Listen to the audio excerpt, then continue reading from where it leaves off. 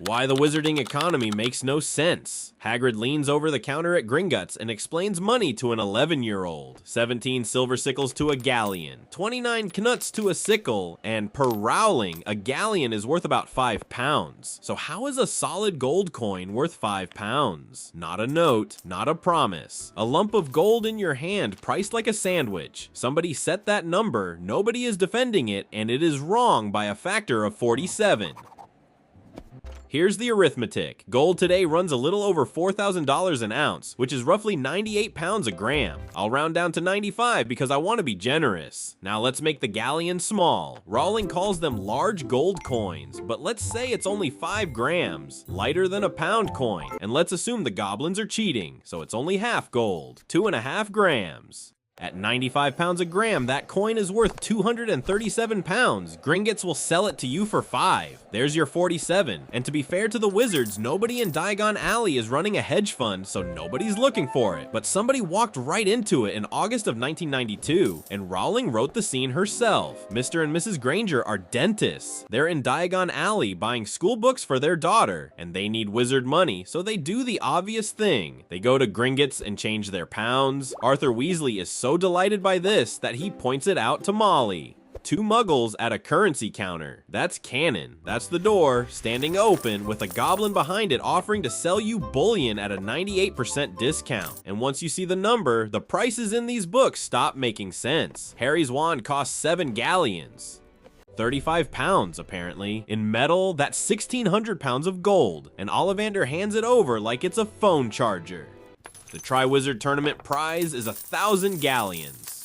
5,000 pounds, we're told. A decent sum for a teenager. It's also 2.5 kilos of gold. Harry won £250,000, and everyone treated it like a bonus. Now, why gold at all? Because they can't fake it. Gamp's law of elemental transfiguration says you can't conjure something from nothing, and Rowling built a whole gag around it. Leprechaun gold looks perfect and vanishes in a few hours. Ron pays Harry in it at the Quidditch World Cup, and it evaporates. So the goblins mint the real thing, they enchant it, and forgery is genuinely solved. As monetary systems go, that's not stupid. That's sound money. Here's the problem with sound money.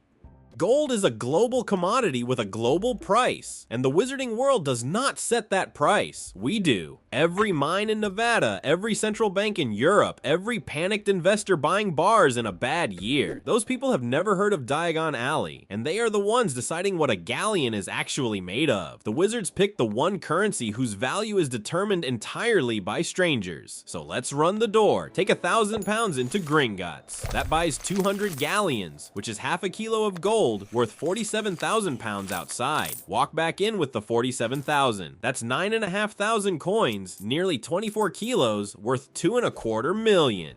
Third trip, you're carrying over a ton of gold and you've got 107 million pounds. Fourth trip, 21 million coins, 53 tons, 5 billion pounds. 4 visits.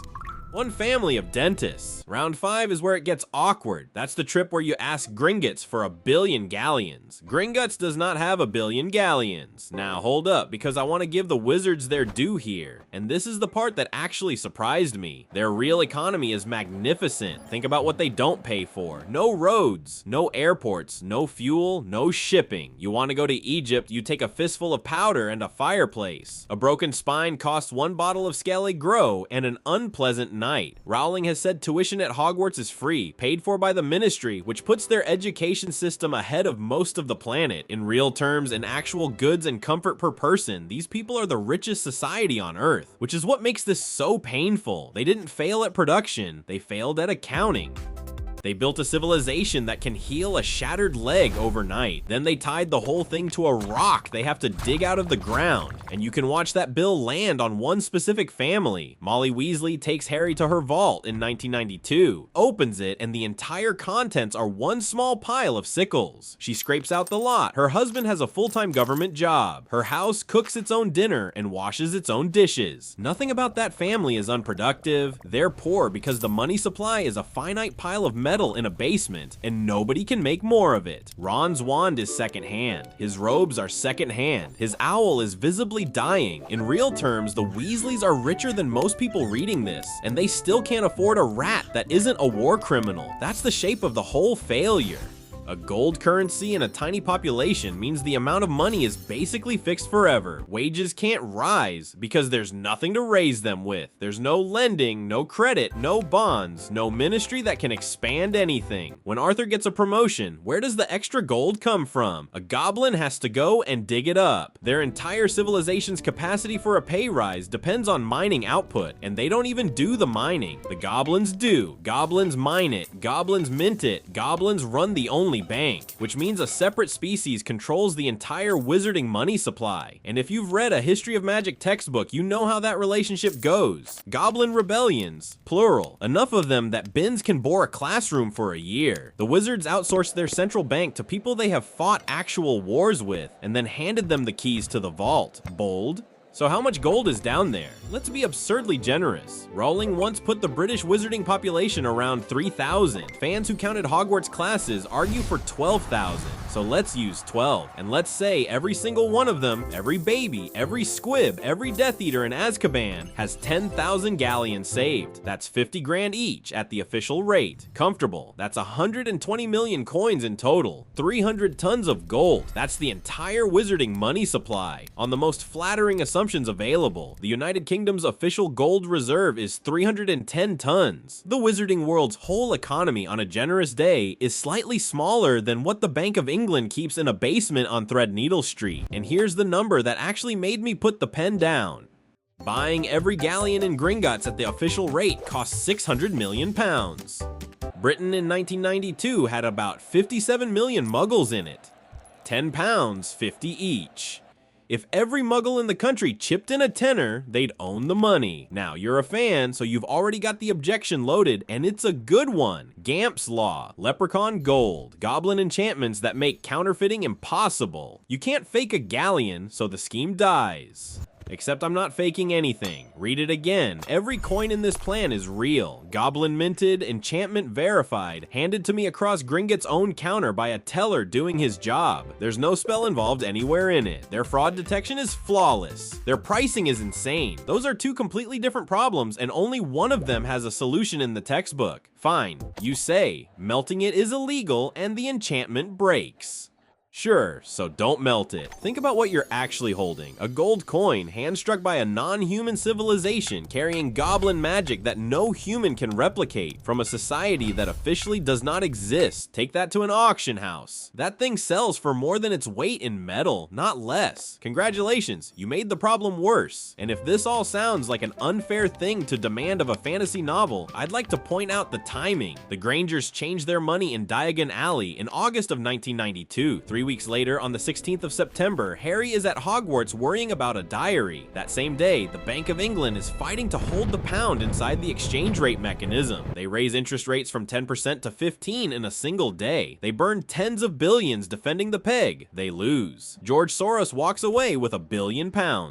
That's what happens to a fixed exchange rate when it has a real central bank, real reserves, and real economists behind it. Gringotts has a counter, a cart, and a dragon. And with that $1 billion on that one Wednesday, Soros could have bought every galleon in Britain and still had 400 million left over. He didn't, obviously, he'd never heard of them. That's the whole defense.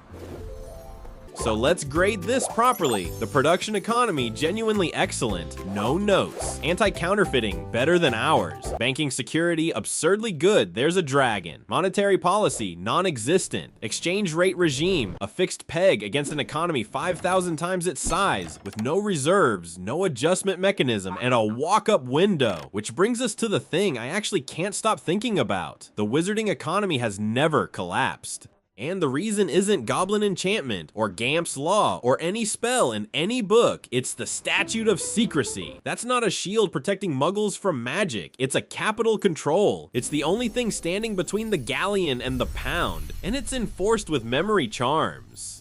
Think about what the ministry is actually doing. Every muggle-born child arrives with parents who own money and know how to count. That's not a security risk. That's a run on the bank, walking in holding a stationary list. And the ministry's solution isn't better banking, or a floating rate, or literally any reform. It's Obliviate. Obliviate isn't law enforcement, it's monetary policy, which reframes the entire institution. The statute of secrecy is not there because muggles would burn witches. Muggles stopped doing that that centuries ago, and the wizards have wands. It's there because Muggles would do arithmetic.